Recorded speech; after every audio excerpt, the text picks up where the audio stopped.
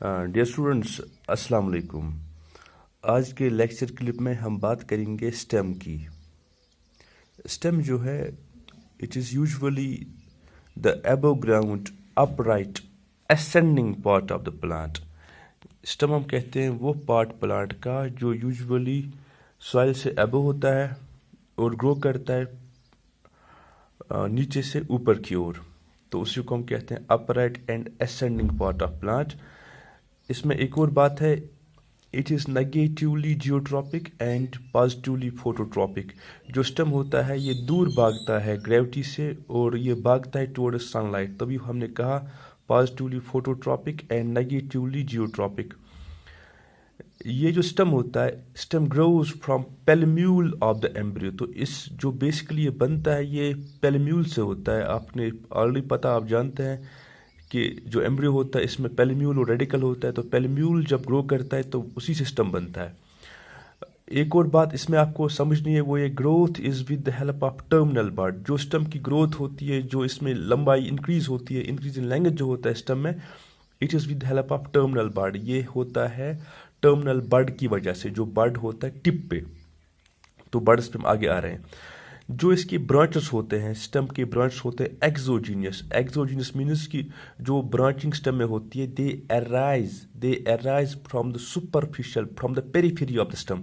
ऐसा नहीं जैसा हमने देखा था रूट में, वहाँ हमने देखा था जो ब्रांच होते हैं दे आर इंडोजीनियस, वो रूट के अंदर से निकल आते हैं ब्रांच। लेकिन यहाँ पे ऐसा नहीं है। यहाँ पे जो ब्रांचिंग्स होती है it is exogenous, that is branches arise from the surface area, यानी बाहर वाला एरिया जो होता है स्टेम का, उसी से ब्रांच निकल आते हैं। एक और खास बात है स्टेम की, वो ये it is characterised by nodes and internode. Stem की एक बहुत ही खास बात है, इस पे नोड और इंटर नोड होते हैं। मैं आपको ये चीज़ें आगे डायग्राम से क्लियर करने की कोशिश करूंगा। एक बात और, it bears leaves in the region of nodes. जहाँ पे नोड होते हैं तो नोड की जगह पे स्टेम में लीव्स निकल आते हैं। Leaves have axillary buds in basal areas. Leaves जो होते हैं उनका जो बेसल, जो उनका निचला वाला हिस्सा होता है, नीचे वाला हिस्सा होता है, उन नीचे वाले हिस्सों पे होते हैं एक्सिलरी बड्स।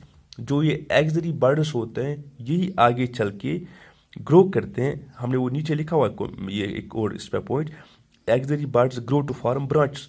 तो जो एक्सिलरी बड्स होते हैं यही ग्रो करते हैं और ब्रांच इन्हीं से बन जाते हैं। फिर एक बात और हमने यहाँ पे लिख के रखी है, वो ये है कि यंग जो स्टेम होता है इट इज ग्रीन एंड फोटोसेंट्रिक, जबकि जो ओल्ड स्टेम होता है it is usually non green and it turns woody. तो ये स्टेम के कुछ जनरल फीचर्स हैं। यहाँ मैं एक डायग्राम से समझने की कोशिश करूँगा आपको। ये देख लें आप, ये हम सॉइल मान के चलते हैं, ये यहाँ से यहाँ तक स्टेम है। अब देखिए यहाँ पे ये लीव है, लीव है, लीव है, लीव निकला हुआ है। तो जिस जिस जगह पे लीव निकले, तो ये जगह नोड की, ये नोड है, ये भी नोड है, ये नोड है, ये नोड है। तो एक बात हुई, स्टेम पे नोड्स होते हैं। फिर हमने कहा इस पे इंटर नोड होते हैं। जो इंटर नोड है, इंटर नोड हम कहते हैं जो स्पेस, जो जगह रहती है बिटवीन टू नोड्स। अगर यहाँ पे एक नोड है, यहाँ पे दूसरा नोड है, इन दो नोड्स के दरमियान जो स्पेस, यानी ये वाली स्पेस, इसको हम नाम कहेंगे इंटर नोड। तो ऐसे यहाँ पे नोड है, यहाँ पे नोड है, इन दो नोड्स के दरमियान जो स्पेस है इसको हम नाम बोलते हैं इंटर नोड। तो ये हुई बात, स्टेम पे नोड्स और इंटर नोड्स होते हैं। एक और बात हमने कही, हमने कहा जो स्टेम है, स्टेम पे जो है ये ग्रो करता है with help of terminal bud. Terminal bud means वो बड जो स्टेम के टिप पे होता है। ये देख ले, अगर ये स्टेम की सपोज टिप है, ये जो बड है यही फिर आगे ग्रो करेगा, फिर और ग्रो करेगा, फिर और ग्रो करेगा। ऐसी जो है स्टेम, जो इसकी जो लेंथ है वो इंक्रीज होती जाएगी। ये है स्टेम का, जिसको हम कहते हैं टर्मिनल बड या एपिकल बड। एक और बात हमने कही, हमने कहा जो लीव होता है, लीव का जो बेसल पार्ट होता है उसमें एक बड होता है, उसको हम नाम देते हैं एक्सिलरी बड। वो यहाँ देख लें आप, ये देख लें, ये सपोज यहाँ पे लीव है, या यहाँ इस पे फोकस करिए, ये लीव है यहाँ पे, ये यहाँ पे जो मैंने ये मोटा डार्ट सा बनाया है, ये एक्सिलरी बड है। देख लें आप, ये बड जो लीव के बेसल निचले वाले हिस्से में है, इसी को हम नाम बोलते हैं इसका एक्सिलरी बड। तो यही एक्सिलरी बड जो है आगे ग्रो करके ब्रांच बना सकता है।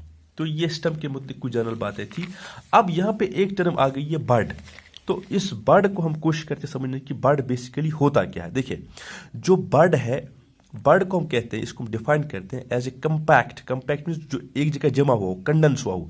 इमैच्योर शूट, इमैच्योर आप समझते हैं, compact immature shoot having a growing point, जिसको एक ग्रोइंग पॉइंट होता है जिसकी वजह से ग्रो करता है। अनडेवलप्ड नोड्स, इसके जो नोड्स होते हैं वो कंप्रेस हुए होते हैं, वो डेवलप नहीं हुए होते हैं। And covering of immature leaves, और उस पे होता है एक कवरिंग, किन की, इमैच्योर लीव्स की। आमतौर से रोजाना इस पोस्ट टूंड या पन टूंड, जो टूंड लॉकुट आसान, लॉकुट फुल हिू आसान, लीवस निश नेरान या टिपस पे जो पे ग्रो करान, पत अथ ब्रोकन लीव नेरान या फ्लावर नेरान।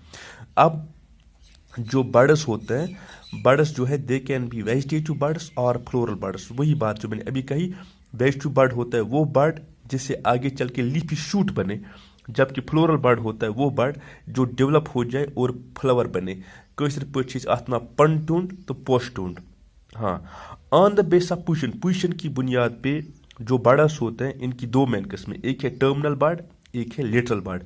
टर्मिनल बर्ड जो है हम कहते हैं वो बर्ड जो एपिकल पोजीशन यानी जो स्टम्प टिप पे, जो मैंने आपको अभी दिखाया, मैं फिर से दिखाने की कोशिश करूंगा तो बाद में। टर्मिनल बर्ड हम कहते हैं वो बर्ड जो निकलते हैं एपेक्स पे। एपेक्स में जो टिप होता है स्टम्प का, उस पे जो बर्ड निकले उसको हम नाम बोलते हैं apical bud.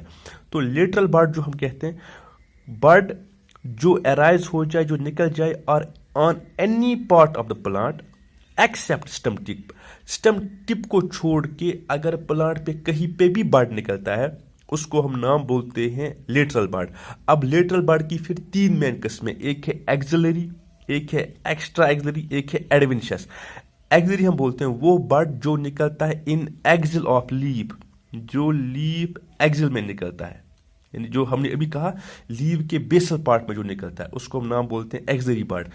Extra axillary bud हम बोलते हैं, एक्स्ट्रा एक्सिलरी बर्ड हम बोलते हैं वो बर्ड जो निकलेगा नोड के दाएं बाएं। सपोज जहां पे नोड है उससे ऊपर बर्ड निकल रहा है या उससे दाएं बाएं कहीं पे बर्ड निकल रहा है, ऊपर नीचे, उसको हम नाम देते हैं एक्स्ट्रा एक्सिलरी बर्ड। फिर हमने एक और बर्ड का किस्म यहाँ पे लिया है, दैट इज एडवेंशियस बर्ड। तो एडवेंशियस बर्ड हम कहते हैं जब बर्ड अराइज हो जाए उन जगहों से जो यूजुअली बर्ड की पोजीशंस नहीं है। सपोज बर्ड की जो असल पोजीशन है वो स्टम्प की है, लेकिन अब अगर स्टम्प को छोड़ के रूट पे बर्ड निकल रहा है, लीव पे बर्ड निकल रहा है, तो ऐसे बर्ड्स को जो अदर देन नॉर्मल, चूंकि नॉर्मल पोजीशन बर्ड की स्टम्प की है, तो स्टम्प को छोड़ के अगर लीव पे बर्ड निकल रहा है या रूट पे बर्ड निकल रहा है, तो ऐसे बर्ड्स को हम नाम बोलते हैं एडवेंशियस बर्ड्स। यहां मैंने कोशिश की है बर्ड को दिखाने, डायग्राम में फिर से जो हमने पहले देखी उसको हम एक बार फिर देखते हैं। देखिए, ये जो बर्ड यहाँ पे टिप है ये टर्मिनल बर्ड है। अब जो बर्ड है, सपोज जो यहाँ पे बर्ड होगा, ये लीव का एक्सिल है, यहां पे जो बर्ड होगा it will be axillary bud.